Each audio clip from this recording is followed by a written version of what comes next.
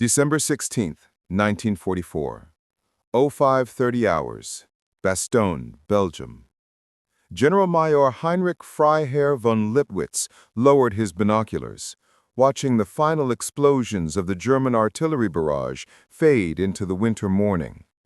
His WWII Panzer Corps had just fired 1,600 rounds per minute for 2 hours, the heaviest concentration the Wehrmacht could muster for the Ardennes offensive.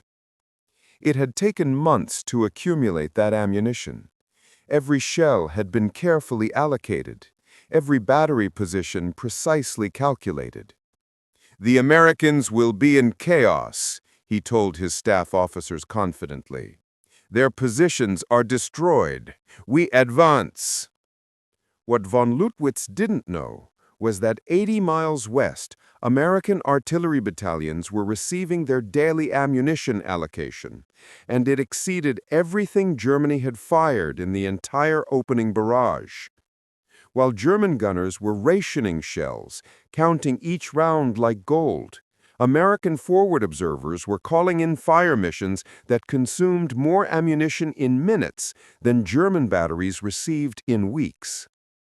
The contrast wasn't just tactical, it was civilizational. German artillery doctrine emphasized precision and economy. Every battery had strict allocation limits. Forward observers calculated precise ranging shots before firing for effect. Ammunition expenditure was tracked, reported, and scrutinized by higher command. This wasn't simple parsimony, it was operational necessity. Germany's war economy, strained by fighting on multiple fronts, couldn't produce unlimited ammunition. By late 1944, German artillery batteries were receiving approximately 30 shells per gun per day. Heavy artillery pieces, like the 150 mm, received even less, sometimes only 10 rounds daily. Firing a sustained barrage meant borrowing from tomorrow's allocation. German gunners became masters of precision. Hauptmann Friedrich Kurz, commander of a 105 mm battery in Army Group Center, described the doctrine. "We were trained to achieve kills with minimum expenditure. 3 ranging shots to find the target, then 3 rounds for effect. 6 shells total. American observers called for 50 rounds on the same target. We considered it barbaric waste." Or at Fort Sill, Oklahoma, where American artillery officers trained, the doctrine was different. Lieutenant Colonel William Westmoreland, who would later command in Vietnam, learned a philosophy that German officers would have considered insane.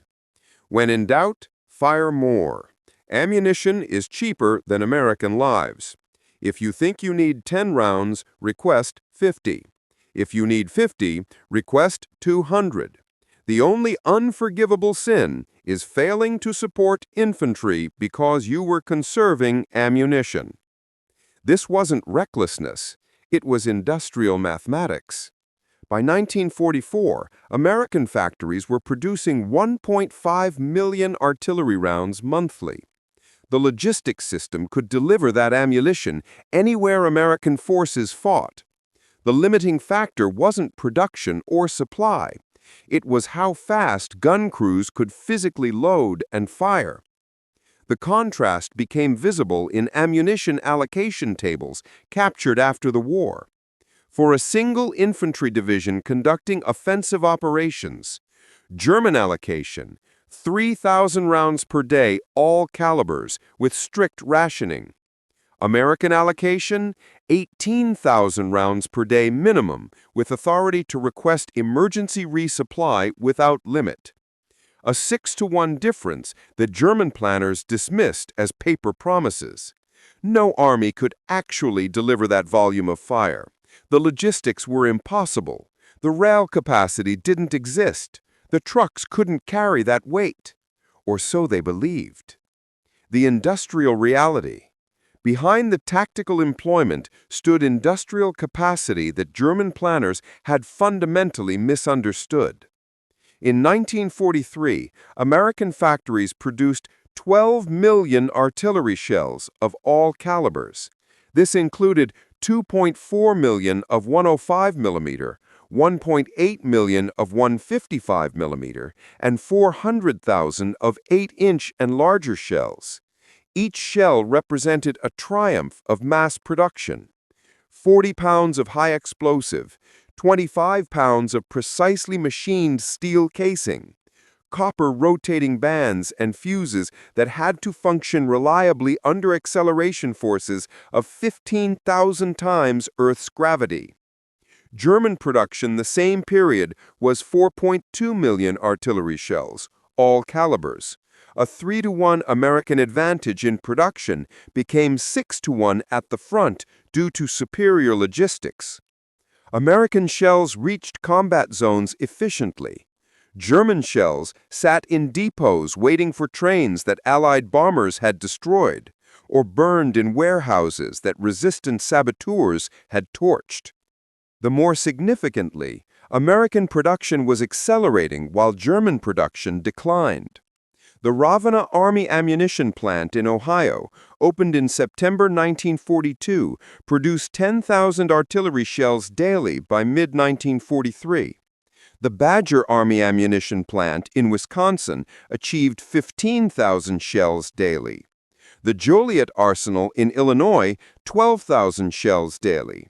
The Kingsbury Ordnance Plant in Indiana, 8,000 shells daily plus powder charges. These were single facilities. America had 16 major ammunition production complexes operating simultaneously. Each employed thousands of workers, mostly women, operating 3 shifts around the clock. The Ravenna Arsenal alone employed 14,000 workers, more people than Germany's entire artillery ammunition production complex employed across all facilities. The workforce transformation was itself remarkable. In 1940, American ammunition production employed approximately 3,000 workers nationwide. By 1943, over 200,000 Americans worked in ammunition plants. Women who had been housewives in 1941 were operating precision machinery, handling explosives, and maintaining quality control standards that exceeded military specifications. The quality control impressed even German artillery officers. Each American shell underwent multiple inspections: casing inspection for cracks or defects, explosive loading verification, fuse threading precision checks, and test firings from sample lots. Rejection rates ran approximately 2%. Shells that would have been accepted in German factories were scrapped in American plants. The first shock, North Africa. The German Army's first encounter with American artillery abundance came during Operation Torch in November 1942. Generaloberst Hans-Jürgen von Arnim, commanding German forces in Tunisia, received intelligence reports that seemed like Allied propaganda. American artillery batteries were firing harassment and interdiction missions throughout the night. Hundreds of shells expended on suspected German positions with no confirmed targets, no observers, and no tactical purpose beyond keeping Germans uncomfortable. Ammunition expenditure without purpose, he noted in his war diary on January 15, 1943. This confirms American tactical incompetence. They fire blindly, hoping for results. Our gunners achieve more with precision than they achieve with volume. This wasteful approach will exhaust their supplies within weeks. But German troops on the receiving end reported something very different. Gefreiter Hans Becker, serving with the 10th Panzer Division near Taburba, wrote in a letter home that was captured by Allied censors, "The American artillery never stops. Day and night, shells fall randomly across our positions. We cannot rest, cannot sleep, cannot move in daylight. They fire at crossroads where no troops stand, at empty fields, at suspected observation posts. The waste is incredible, but the effect on our morale is devastating. Men are breaking down not from direct hits, but from constant bombardment. The Americans were conducting what they called harassing fire, random artillery strikes designed to keep enemy troops in shelters, prevent rest, and dominate the battlefield psychologically. German doctrine considered this tactically pointless and logistically impossible to sustain. American doctrine considered it highly effective battlefield preparation. The mathematics would prove the Americans correct. At Kasserine Pass in February 1943, German forces achieved tactical victory, pushing inexperienced American troops back with combined armor and artillery assault. But von Arnim's after-action report, filed February 25, noted a disturbing trend. American artillery response times are exceptional. Within minutes of detecting our movements, concentrated fire arrives on target. Their forward observers coordinate multiple batteries simultaneously, a capability our system cannot match. More concerning, their ammunition expenditure never decreases. After 3 days of combat, they fire more shells on the 4th day than the first. What von Arnim was observing was the American Fire Direction Center system. Instead of individual batteries operating independently, American doctrine grouped artillery into battalions commanded by fire direction centers that could mass fires from dozens of guns on a single target within minutes.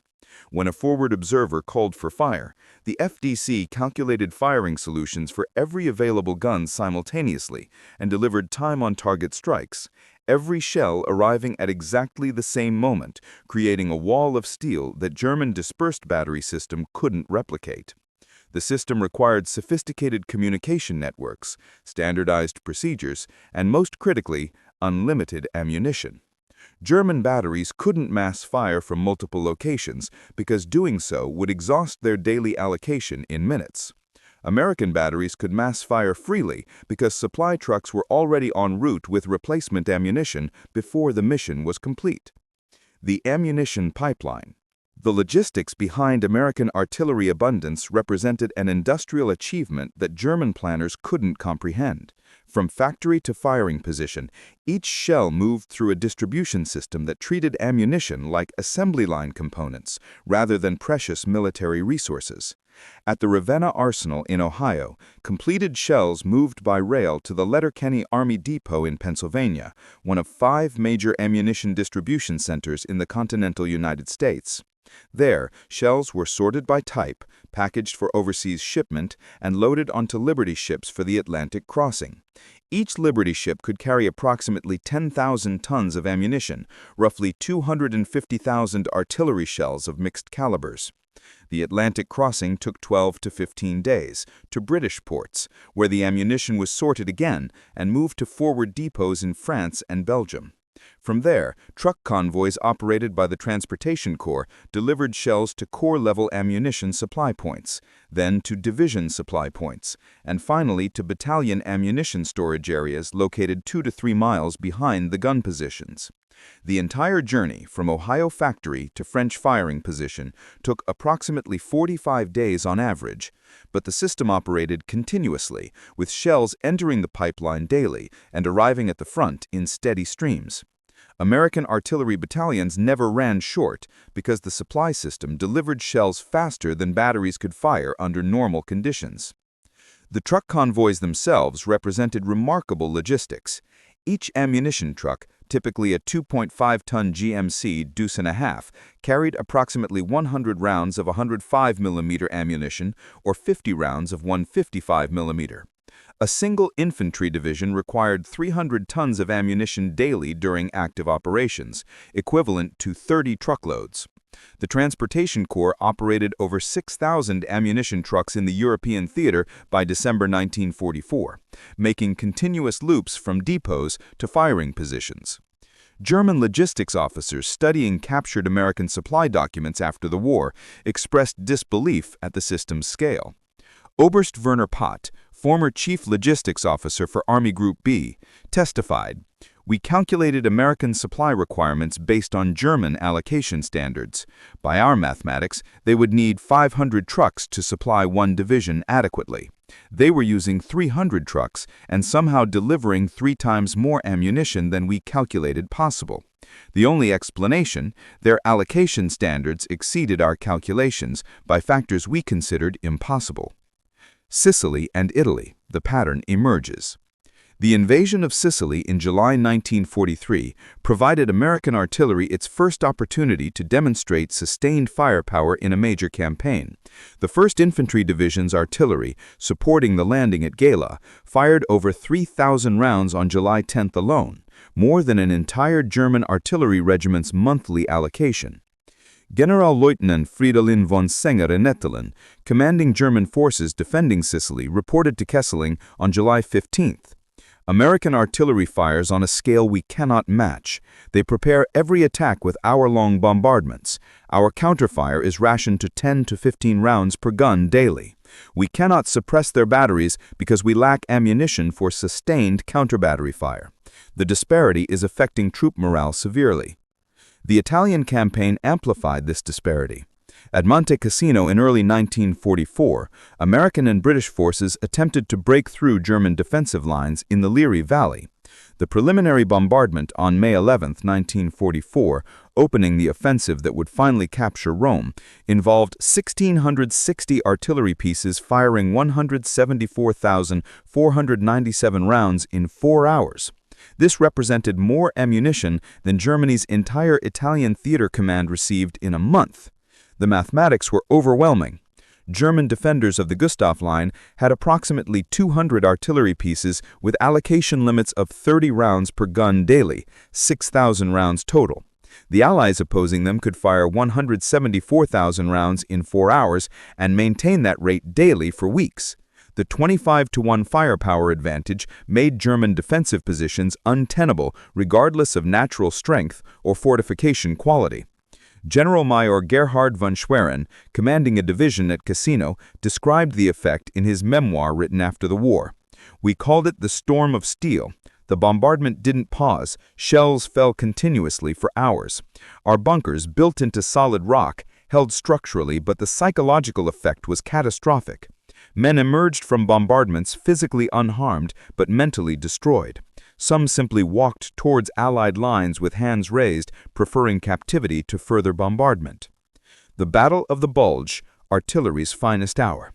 December 16, 1944, the German offensive in the Ardennes achieved complete tactical surprise, overwhelming American positions through sheer violence and momentum. Hitler had committed his last operational reserves, 200,000 men, 1,000 tanks, and every artillery piece Germany could spare from other fronts. The opening barrage, 0530 to 0730 hours, fired approximately 200,000 rounds along the 85-mile front, the heaviest German artillery concentration on the Western Front since 1940. American positions were devastated, communications severed, units scattered, the 8th Corps front collapsed. But at American Artillery Headquarters, the response was already being organized. Brigadier General Charles Hart, artillery commander of the 8th Corps, had maintained his fire direction centers even as infantry positions disintegrated. By 900 hours, he had established communication with every artillery battalion in the Corps area and begun organizing systematic counterfire. The contrast with German artillery became apparent within hours. German batteries had fired their allocated ammunition in the opening barrage. They had no reserves. American batteries fired their initial defensive missions and kept firing and firing. Supply trucks arrived with ammunition before gun crews needed to slow their rate of fire. At Bastogne, the 101st Airborne Division Artillery, 3 battalions of 105mm howitzers plus attached corps artillery would fire 26,326 rounds between December 20th and December 26th. This was more ammunition than an entire German division received for the entire month of December. And Bastogne was just one section of a 100-mile front where American artillery fired continuously. The encirclement of Bastogne, which German commanders expected to end with quick American surrender due to supply starvation, instead became a demonstration of American logistical supremacy. When ground supply routes were cut on December 21st, the Air Corps began airdropping ammunition. On December 23rd alone, the first clear weather day, Operation Repulse delivered 144 tons of ammunition by parachute. Each C-47 transport could carry approximately 3 tons of 105mm shells, about 150 rounds per aircraft. The Air Corps flew 241 sorties to Bastogne on December 23, delivering approximately 36,000 rounds of ammunition. This exceeded the normal daily allocation for a surrounded division.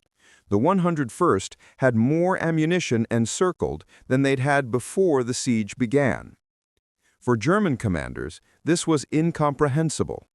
General Lieutenant Fritz Bayerlein, commanding the Panzer Lehr Division attacking Bastogne, reported on December 24, "American artillery fire has not diminished despite 6 days of encirclement. Air supply appears to be delivering artillery ammunition in quantities that exceed our intelligence estimates of what is possible. Every attack meets concentrated fire from multiple batteries. Our own ammunition situation is critical, less than 10 rounds per gun remaining." The ammunition expenditure on Christmas Eve illustrated the disparity. German forces attacking Bastogne fired approximately 1,000 artillery rounds that day, everything they had left. American forces defending Bastogne fired 10,489 rounds the same day, a 10-to-1 advantage that made German attacks suicidal, regardless of tactical skill or soldier quality. The systematic destruction. The true devastation of American artillery became apparent in the Battle of the Bulge's final phases. As German forces retreated in January 1945, they encountered American fire missions that lasted hours, covering entire grid squares with systematic saturation fire. Time-on-target missions, where shells from multiple batteries arrived simultaneously, created killing zones where nothing survived. The Americans had perfected the technique. Forward observers identified target coordinates. Fire direction centers calculated firing solutions for every available battery, and on command, dozens of guns fired at precisely calculated intervals so shells arrived at exactly the same moment. A typical time-on-target mission involving 3 battalions, 36 guns, would deliver 72 rounds in a 15-second impact window, all detonating within a 200-meter square. The overpressure alone could kill soldiers in bunkers. The fragmentation turned anything above ground into shrapnel-riddled wreckage. German survivors described the effect with horror.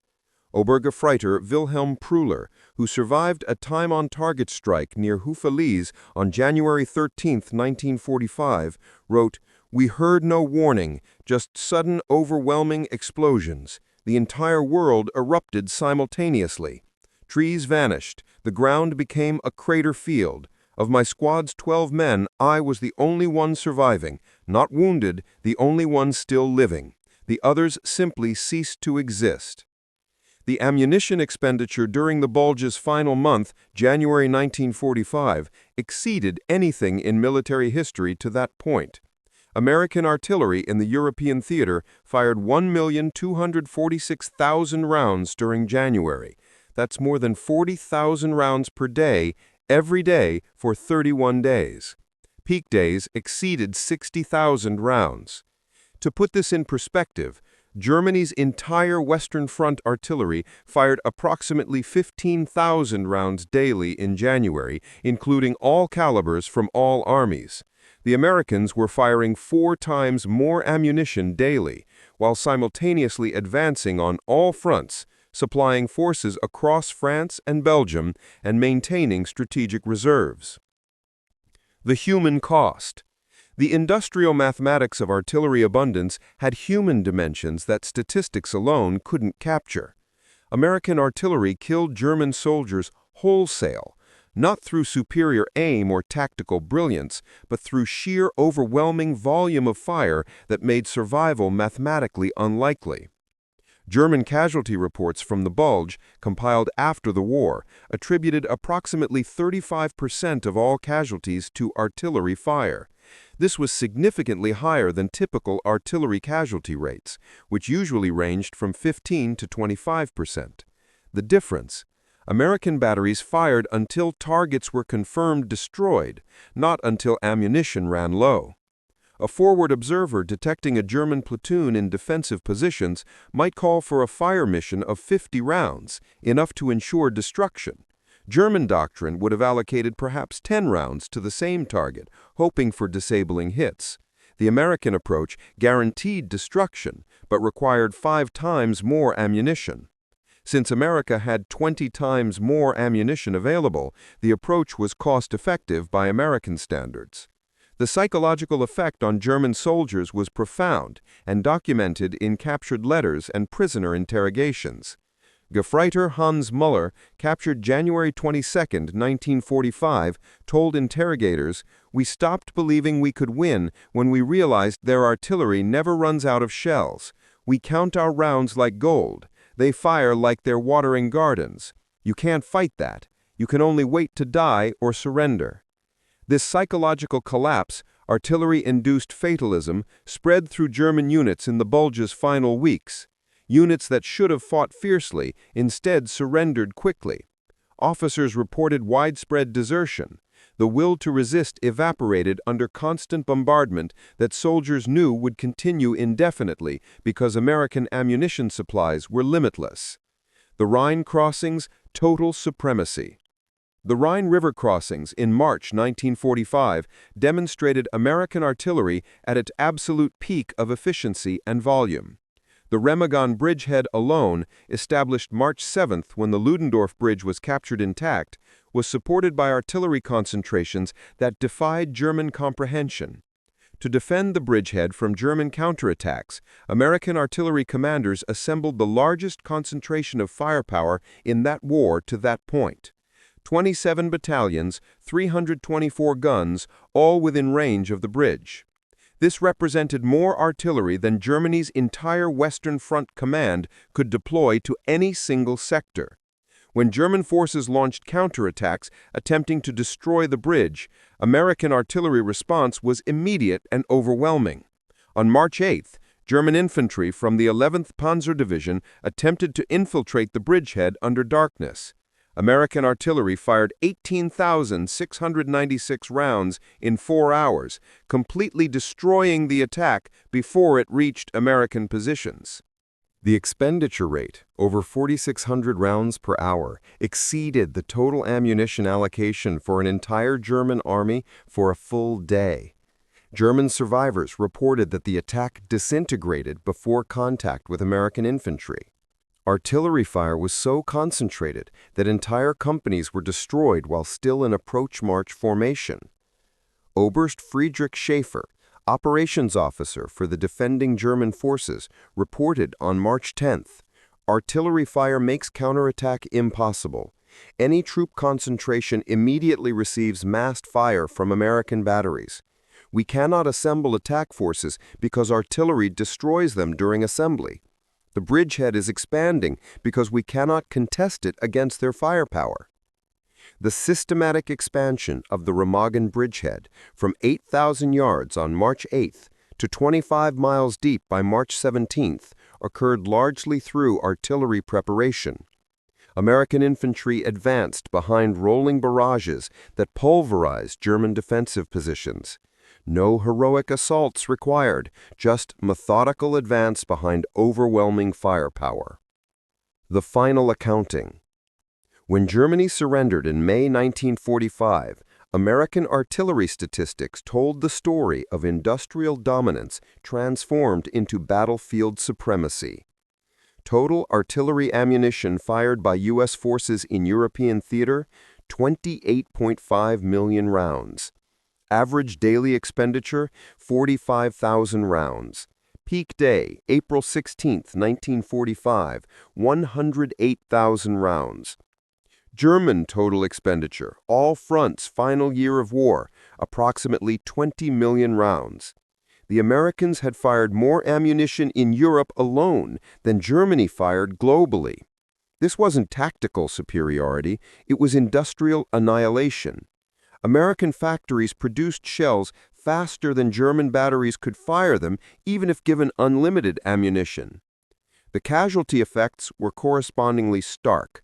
American artillery caused an estimated 60% of all German casualties on the Western Front in 1945, up from the typical 20 to 25% in earlier warfare.